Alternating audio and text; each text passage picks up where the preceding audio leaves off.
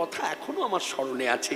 কি তর্ক কি তর্ক, হ্যাঁ, যে নামের মুখ্য ফল কি, এই নিয়ে কি তর্ক। কত শত পণ্ডিত এলো বসলো, তারা কত রকম বললেন। আমি সর্বশেষে বললাম নামের মুখ্য ফল দুর্লভ কৃষ্ণ ভক্তি লাভ। সে শুনে পণ্ডিতরা সবাই ক্রোধ খেদ নিয়ে আমার প্রতি। তারপর যা ঘটনা ঘটলো, আচ্ছা যাই হোক, ওই বাড়ির ছেলে তুমি এখানে কেন? আপনার মনে কিন্তু জেগেছে? না না, সবাই তো বলে জমিদার বাড়ি। আপনি বলবেন না, আপনি পরম বৈষ্ণব, এই আখ্যা আমি আপনার মুখ থেকে শুনতে চাই না।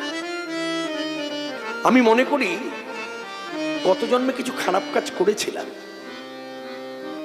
ভালো কাজ করলে যেমন ভালো ফল পাওয়া যায়, খারাপ কাজ করলে তার খারাপ ফল পেতে হয়। তাই খারাপ কাজের ফল হচ্ছে বিষয় বিষ্ঠা গর্তের ভেতরে আমার জন্ম হয়েছে, আর ওই বিষয় বিষ্ঠা গর্ত থেকে আমি মুক্ত